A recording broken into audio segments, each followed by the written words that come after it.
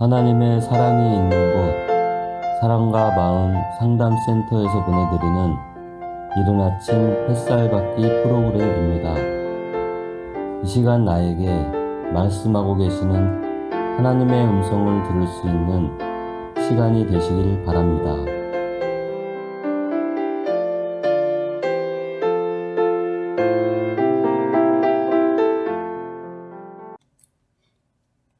이른 아침 햇살 받기 시간입니다.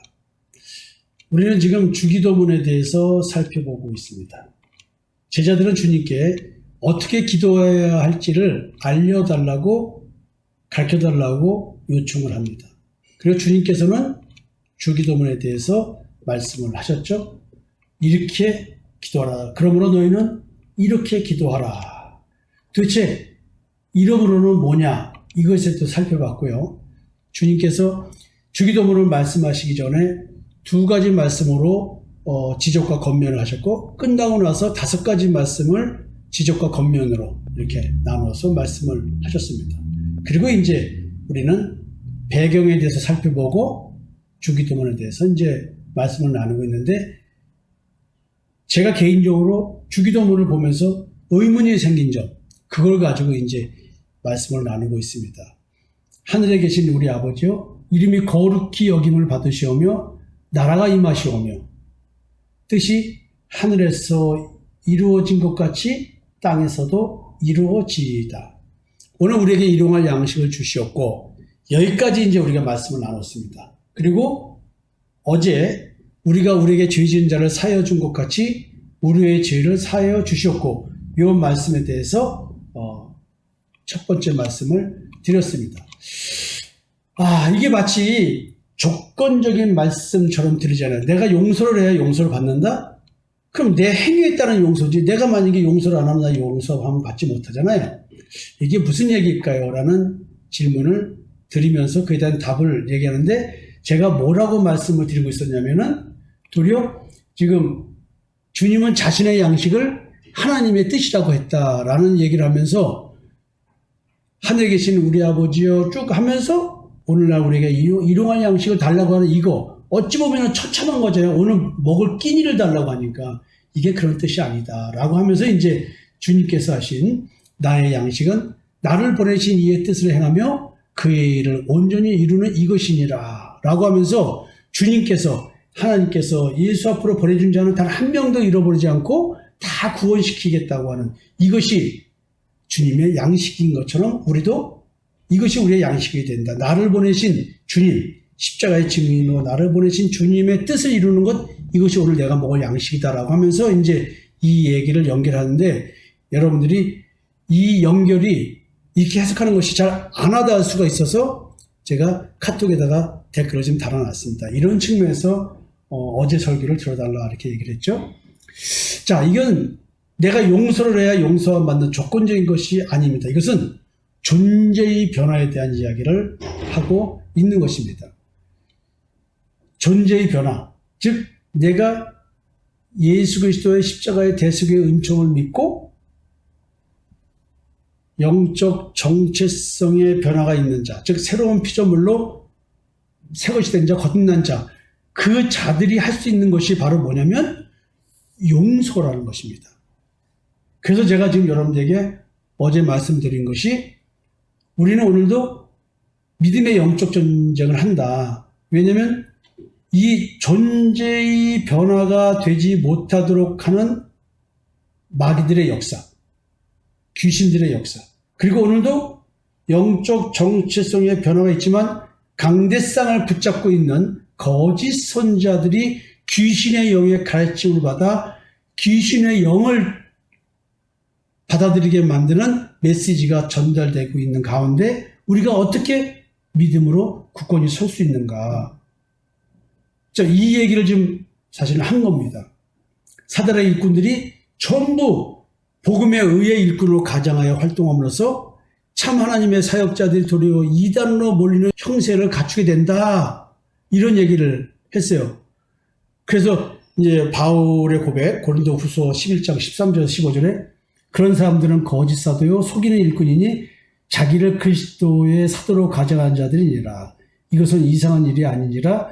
사탄도 자기를 광명의 천사로 가져가나니 이런 얘기했어요. 그리고 사탄의 일꾼들도 자기를 의의 일꾼으로 가져가는 것이 또한 대단한 일이 아니니라. 그들의 마지막은 그 행위대로 되리라. 자, 이런 얘기를 하면서 말씀을 마쳤습니다. 이제 오늘은 이어서 얘기를 하는데, 자, 주님은 주님의 나라가 아닌 흑암의 세계에서 살아가는 나그네와 같은 존재인 믿음의 사람들을 공격하는 영적 세력들로부터 보호하셔야 됩니다.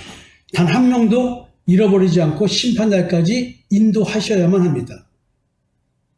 고린도전서 1장 8절에 주께서 너희를 우리 주 예수 그리스도의 날에 책망할 것이 없는 자로 끝까지 견고하게 하시리라. 그러니까 책망할 것이 없다. 죄의 지배에서 해방된 자가 오늘도 죄라는 행위로 넘어지고 깨어질 수 있겠죠? 그것은 죄라고 하는 것은 율법적 기준에 의한 판단이죠. 끊임없이 오늘도 우리는 내 안에 양심 체계 속에서 내가 볼 때는 선한 양심이요 하나님이 보실 때는 악한 양심인 그 양심의 가책으로 말미암아 바르게 살려고 노력하는 우리의 본질, 이런 것 속에서 우리는 지금 뭐냐면 예수 그리스도의 십자가의 대속의 은총을 믿는 믿음으로 의인이 된다는 것을 철저하게 붙잡고 고수하면서 율법적 신앙생활로 넘어가지 않는 것입니다. 그러니까 지금 여러분들이 지금 주님께서 끝까지 나를 견고해 주시는, 책망할 것이 없는 자로 오늘도 견고하게 해주는 믿음으로 죄사함 받는 이 순간순간의 삶을 살게끔 하고 계시는 것이죠. 바울은 믿는 자의 하루하루의 삶은 그냥 살아가는 것이 아니고 또 사람들과 아기다툼하면서 사는 것이 아니라고 했습니다. 오늘 우리들의 갈등 속에 숨어있는 것은요, 영적인 세계의 일입니다. 우리의 씨름은 혈과 육을 상대하는 것이 아니요 통치자들과 권세들과 이 어둠의 세상 주권자들과 하늘에 있는 악의 영들을 상대함이라. 에베소 6장 11절의 말씀인데 어마어마한 말씀이죠. 오늘 눈에 보이는 삶의 현상들은 다 영적으로 이걸 바탕으로 하고 있는 것입니다. 근데 우리가 이걸 실제로 오늘 하루의 삶 속에서 매 순간 느낄 수 있을까요? 이거는 영적 분별력이 있는 자들의 이야기입니다. 믿는 자의 삶은 치열한 영적 전투가 이루어지는 현장입니다. 그러므로 주님은 성도들의 믿음을 더 굳세게 해서 영적 전투를 치르게 하셔야 합니다. 그 싸움은 오늘 하루로 끝나는 것이 아닙니다. 어제 잘 싸웠다고 해서 오늘도 잘 싸울 수 있는 것이 아닙니다. 오늘 못 싸웠다고 해서 내일도 못 싸우는 것이 아닙니다. 믿는 각 개인이 죽는 날까지 싸우는 것이 바로 이와 같은 영적 전투입니다. 궁극적으로는요, 아마겟돈에서 그리스도의 군사로서 주님과 함께 마귀와의 싸움에 동참하여야 합니다. 그러기 위해서 성도는 오늘도 영적 전투의 방패인 믿음의 양식을 먹어야 합니다. 모든 것 위에 믿음의 방패를 가지고 이로써 능히 악한 자의 모든 불화살을 소멸하고, 에베소 6장 16절의 말씀입니다. 그러니까 믿음의 방패라고 하는 것은 마음으로 믿음에 대한 이야기를 전제로 하죠. 그래서 이 믿음의 영적 전투를 하기 위해서는 믿음의 양식을 먹어야 됩니다. 그러나 이 믿음조차도 나의 능력에서 굳세지는 것이 아닙니다. 결국 주님의 주권 속에서만이 가능합니다. 우리는 오늘도 생명의 떡이신 예수 그리스도의 십자가의 대속의 은혜를 믿는 믿음으로 살아가는 존재여야 합니다. 내가 그리스도와 함께 십자가에 못 박혔나니 그런즉 이제는 내가 사는 것이 아니요 오직 내 안에 그리스도께서 사시는 것이라. 이제 내가 육체 가운데 사는 것은 나를 사랑하사 나를 위하여 자기 자신을 버리신 하나님의 아들을 믿는 믿음 안에서 사는 것이라. 자, 지금 죄 용서함의 문제, 이것은 누군가 나에게 죄를 범했을 경우 마음 중심으로부터 용서가 이미 되어지는 상태의 사람이 되지 않으면 불가능한 이야기입니다.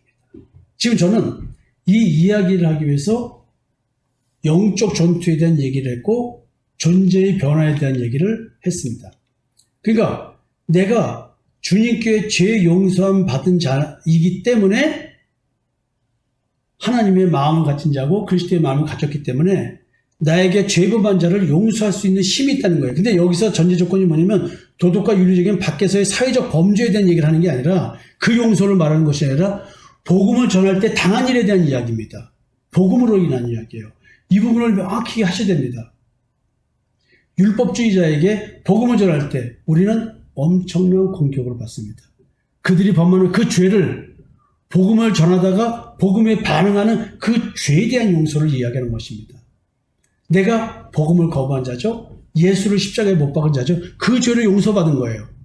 그러니까 지금 다른 성도들과의 관계에서 이 신앙의 차이에서 오는 이 문제를 형제 사랑이라는 문제로 죄 사함을 해줘야 된다는 얘기죠. 이미 나는 죄 사함 받은 자에게 이기에 죄 사함을 할 수 있는 그런 자로 변해 있어서 오늘도 우리는 그 용서라는 것을 죄 사함이라는 문제를 할 수 있는 능력을 갖고 오늘 복음의 세계로 뛰어 들어가는 겁니다. 그 복음의 세계를 가지고 다시 세상에 나가서 복음을 전하는 것이죠. 이 세상은 1차적으로 누구냐면 모든 세계를 말하는 것이 아니라 교회 내에서 같이 예수를 믿고 있는 그 대상입니다. 같이 하나님을 아버지라고 부르고 있지만 하나는 가인이요, 하나는 아벨이다.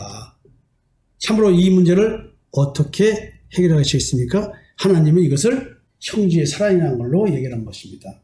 성령으로 말미암아 하나님의 사랑이 우리 마음에 부음화됐기 때문에 세상이 이야기하는 사랑이 아니라 십자가에서 확증된 나를 향한 하나님의 사랑, 그것을 저 사람도 경험할 수 있도록 십자가로 안내해주는 그런 신앙인 것이죠. 어려운 표현 같지만 그리 어렵지가 않습니다. 우리가 우리에게 죄 지은 자를 사하여 준 것 같이 우리 죄를 사하여 주십시오는 말이 전도된 겁니다. 내가 죄사함 받았기 때문에 내가 저 사람을 죄 용서해 줄 수 있네요. 그런 거 보니 제가 죄 용서함 받았네요. 하나님 감사합니다. 이 고백이겠죠? 내가 저를 용서할 수 있도록 내가 죄 사함 받은 자가 되게 하여 주시옵소서. 이 말이 되겠죠. 여러분, 또 다음 말씀은 여러분들에게 이제 이 말씀에 이어서 우리를 시험에 들게 하지 마시옵고라는 말씀을 가지고 나누도록 하겠습니다.